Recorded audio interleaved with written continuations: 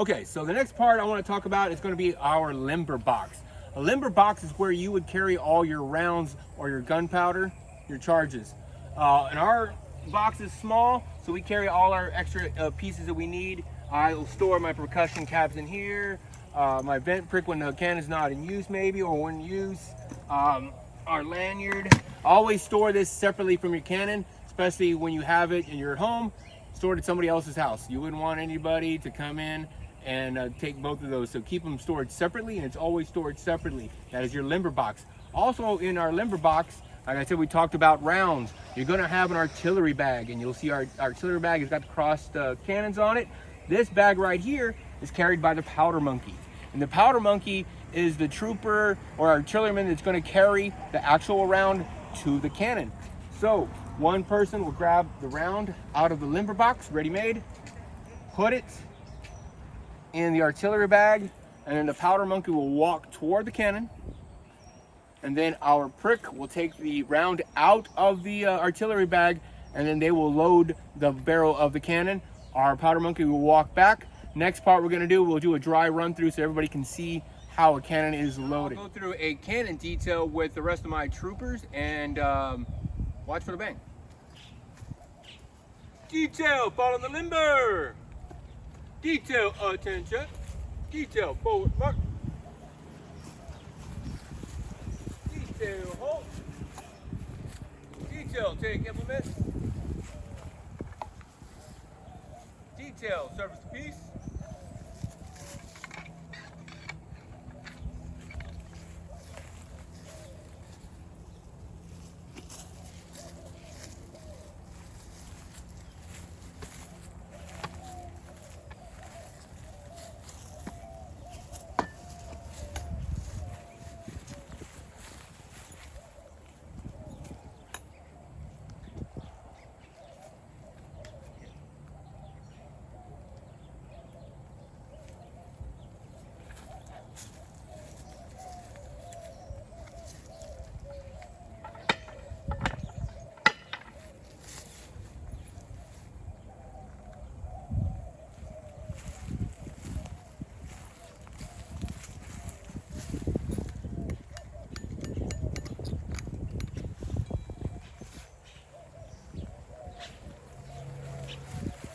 I have the piece.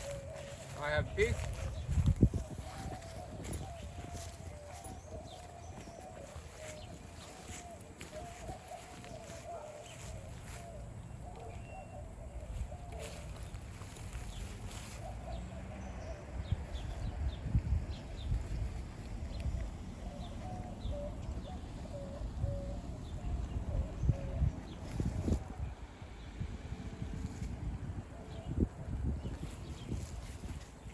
With one live round ready, bang.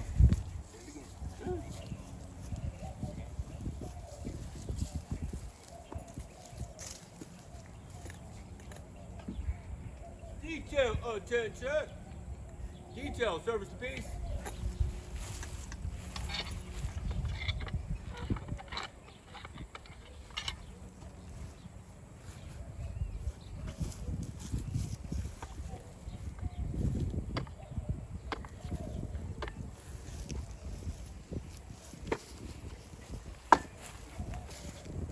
Detail, secure implements.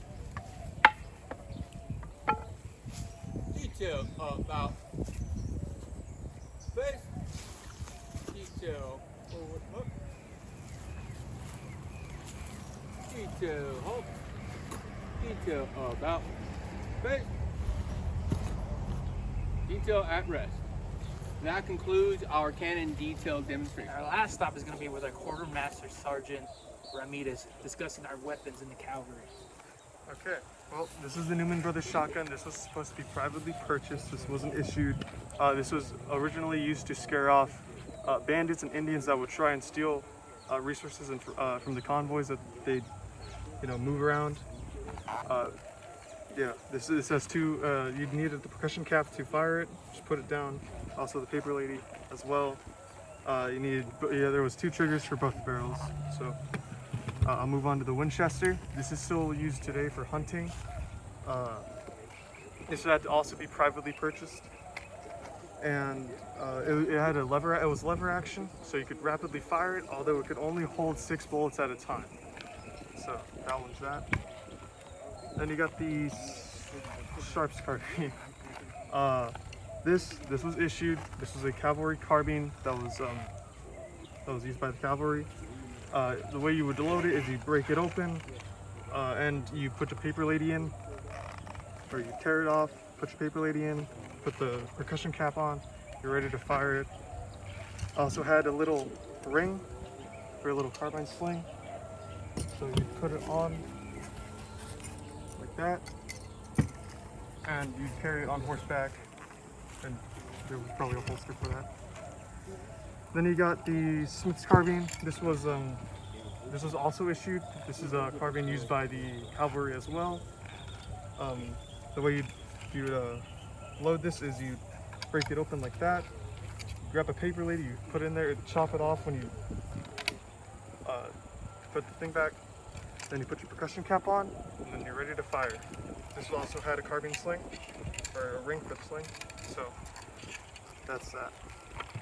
This is a Zovine musket. This was also issued, but this is for the infantry. How would you load this? Is you'd grab your paper lady, you tear it, fill it in there. Then you'd grab the ramrod, put it down there, make sure you pack it. Once it's done, you come back out and put the ramrod back in. Then you put the percussion cap on, and then you're ready to fire. So now I pass it on to. So up next we have our cavalry sword. So, you know, if you look at it, it doesn't look sharp at all. So it was more used as a blunt weapon. I'll use an example, either a blunt weapon, hit him in the collarbone, more as a fork. You stab your opponent to defend yourself. But it was rarely used. Reason being is it's shiny, and when you're on horseback and you have a belt with it, you can hear it from a mile away.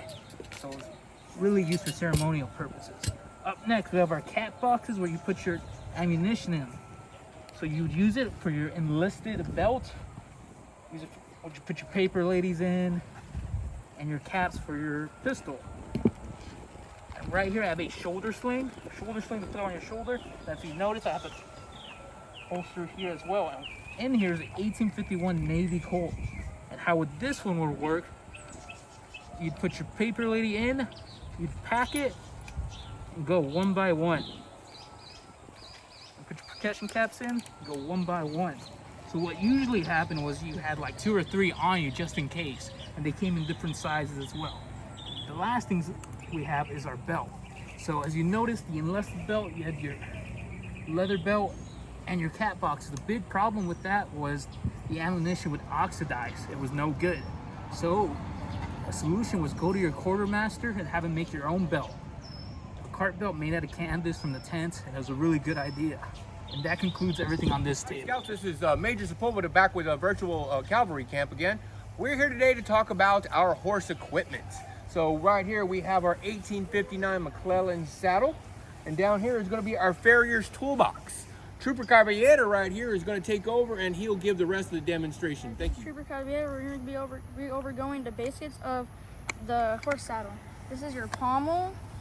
This is your cantle where you can place your issue sleeping bags and your raincoat.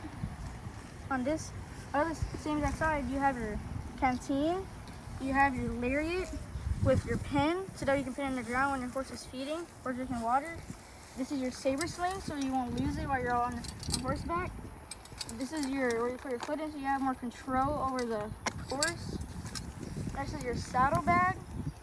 This is your saddle poncho, so that of course the horse can have more, comfort while you're on horseback. This is your feeder bag, so whenever your horse is hungry or wants a snack, you can have some. This is your haversack with your canteen holder, so that whenever you want to leave your canteen. And this is your rifle sling, so whenever you want to take out your rifle, when you're ready, it's ready to go. And that's it, guys. Yet again, and we're back with the farrier's toolbox. This is your shoeing hammer, so that way you can hammer in your shoeing nail, which is here. And it's for the nail, you can nail in your horseshoe, so that way you can go in easily. And then once you're done doing that, you can get your shooting, you can get your nippers, so that way you can cut the nail, and if you need to hammer it again, it gets a hammer. And this is your file to file it down the nail if it's too sharp, so that way you won't puncture the horse. And that's about it, guys. This is the Ferris Toolbox. And this concludes our Living History program. We hope to see you guys next summer. Hope to see you guys soon. Thank you.